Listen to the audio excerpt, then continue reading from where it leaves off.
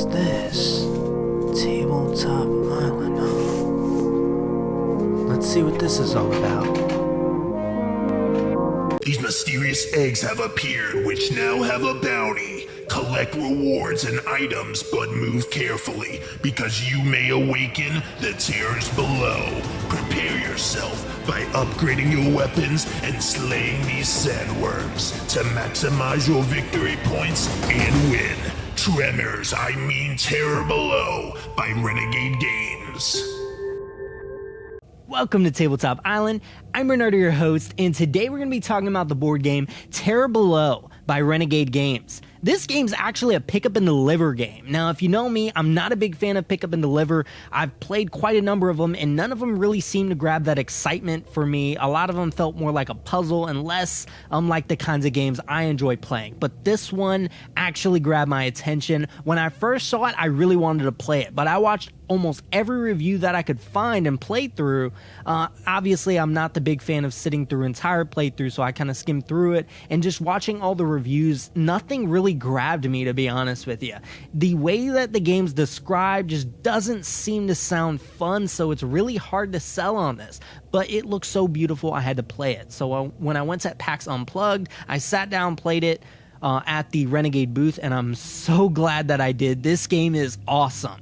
It actually has kind of that Tremors feel of the game, if you're familiar with the movies, with the sandworms coming out from the desert and you're trying to defeat the sandworms. That's really about it from the movies, but without further ado, let's first take a look at the components. So first off, you have this really amazing board, and it's a really weird shape too. When you're unfolding it here, you'll see it's like a giant egg shape, which the design on this is gorgeous. It's actually a double-sided map. There is a regular side and a more advanced side that has kind of a crack in the map. I'll be mainly focusing on the regular side. If you're interested more in the foundation of all of the rules, definitely recommend checking BoardGameGeek.com. They have that all there, or even some playthroughs there. There's plenty online and a bunch of how-to plays. But the game itself, the design aspect is fantastic. If you're looking at the egg, you can see kind of the rock points on the side. You can see the way that the branding kind of blends in with the color tones. It looks amazing. The layout is very important to the structure of the game. So you have this bottom area here, which lays out the cards for the sandworms itself. And you can see here all the sandworms actually have their own names. They have their own kind of spot trails on it, which you'll see pictures of eggs and kind of symbols around it that are kind of darkened. That'll actually indicate where where eggs will appear and also where rubble can appear. Obviously, the sandworms won't all be in the same locations, and they got fun names. In fact, when you start off with the game, you start off with 4 sandworm location spots to kind of fill up the board, kind of in a standard method. You got Boomer, Miss Tentacles, you got Blaster, and you also got Screamer. Such fun, beautiful artwork. The way that it's has that painted look. Oh man, I just absolutely love that. This alone was really what drew me to it. And the shape of the board and just the design on the board, how that looks painted and the rock texture, that really did sell me on wanting to learn about the game. And I'm really sad that it took me so long to actually get it to the table, but I'm glad that I did again. You also have your kind of movement cards here, or what they call as vehicle cards.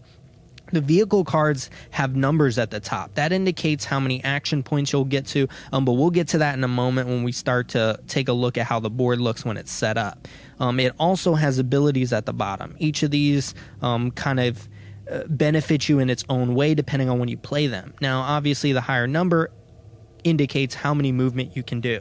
Now, one of the cards here, which I love it when games do that, is have a reference sheet. And the reference sheet kind of talks turn by turn plays here. The main thing that I wanted to focus on here were the kind of actions here. The action is move 1, ramp another player, remove 1 adjacent rubble, pick up all eggs, ends action phase. So whenever you pick up an egg, it ends your action phase entirely, and then deliver an egg. Now, these actions itself dictated by the number on the card that you play. So if you play 7, you can move, pick up rubble, deliver an egg. You can do all of that. It just has to be within that number frame there. So you could be stuck in the middle of the of the board, which will always happen, and trust, these sandworms may come out to get you. So you might want to focus on things such as items, which is another set of cards here in the game.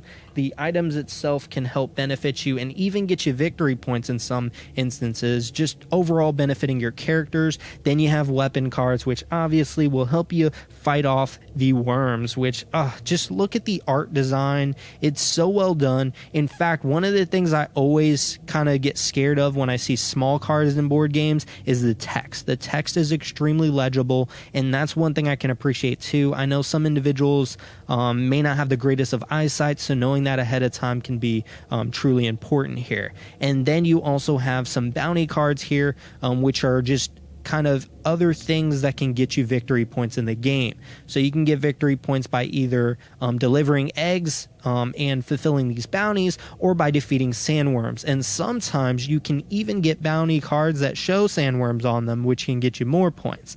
So that's something important to note too, because sometimes you also just don't have a choice, because it may just pop up out of the board and you kind of have to fight it off. But I think I'm getting ahead of myself here. And the delivery or bounty cards here will tell you where you can deliver them. So it'll say what color egg you have, because there are egg components, which I'll get to in a moment, and there are also the location where you need to deliver them. Now, as for the eggs itself, these are absolutely beautiful. Take a look here. They are these plastic, really solid, really well designed, really simplistic, has that kind of almost like a larva egg kind of thing. It reminds me a lot of the shape of the board, which the continuity on that design layout is showing throughout the entire game. Super appreciated. And obviously, where there are eggs and all this talk about sandworms, there are also some sandworm standees here. The design on these standees are phenomenal, and I know I'm not a huge fan of standees, which is why in the little box expansion that you can get, it actually comes with a little miniature for the worm.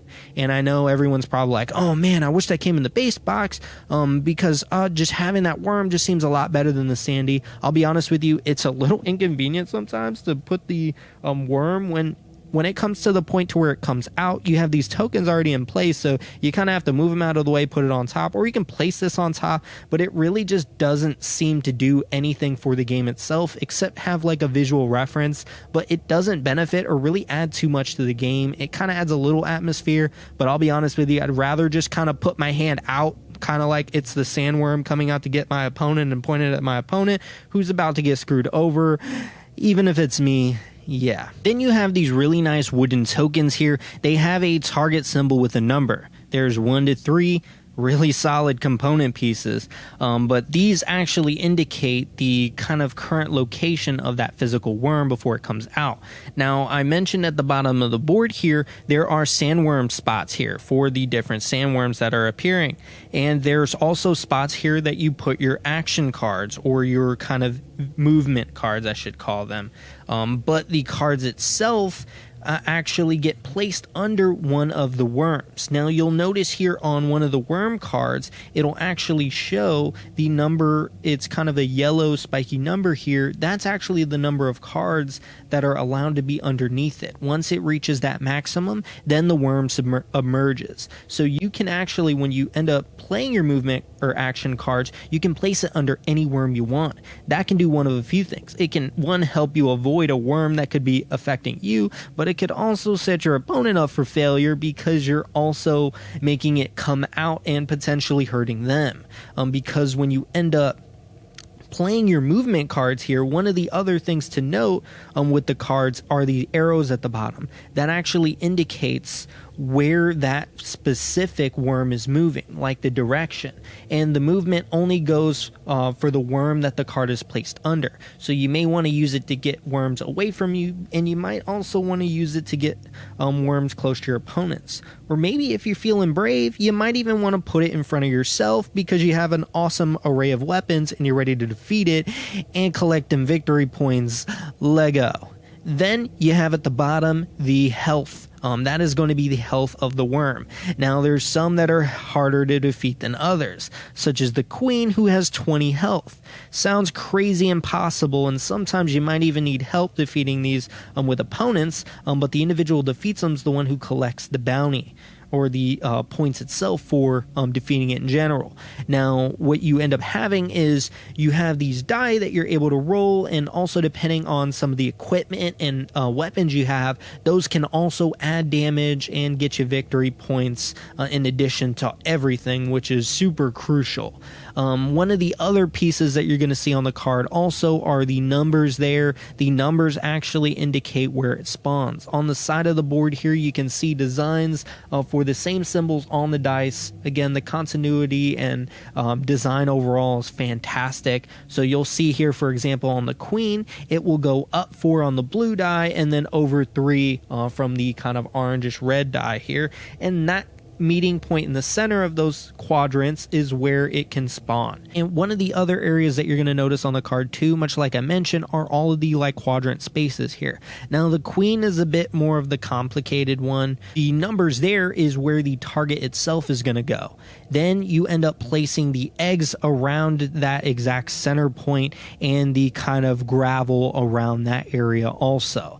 There can also be times too where one of the other tokens here are some of the locations. When you end up having the locations set up, if there ends up being gravel that tries to appear on there, it cannot. But again, I'm getting a bit ahead of myself because yes, there is some gravel. Some really nice gravel tokens too, I might add.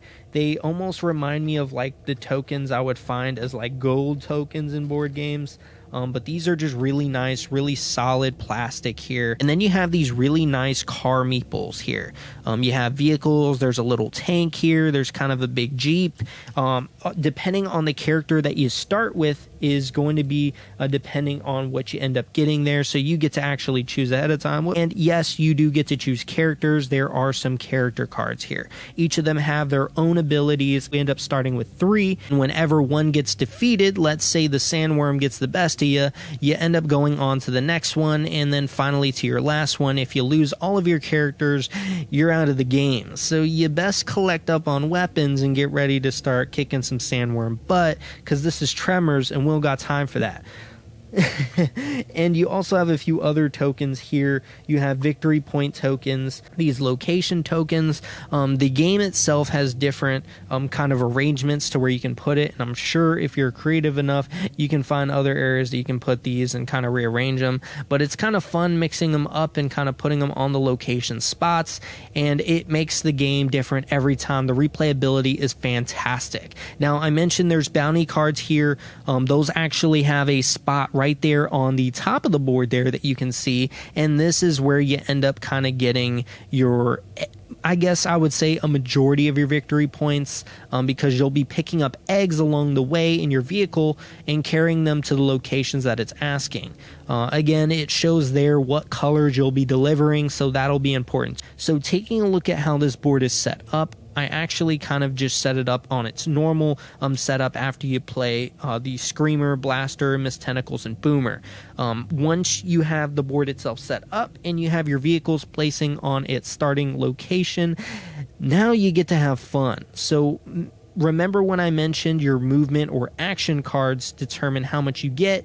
Well, so let's say your movement is 5. So you're moving forward as 1, picking up gravel because you can't enter a space that has gravel, so you get to keep that gravel as 2. You can move into that spot as 3. If there's more than one piece of gravel, you'll end up using different actions itself to pick up each piece of gravel. Now I know you're probably like, Bernardo, that's a pain.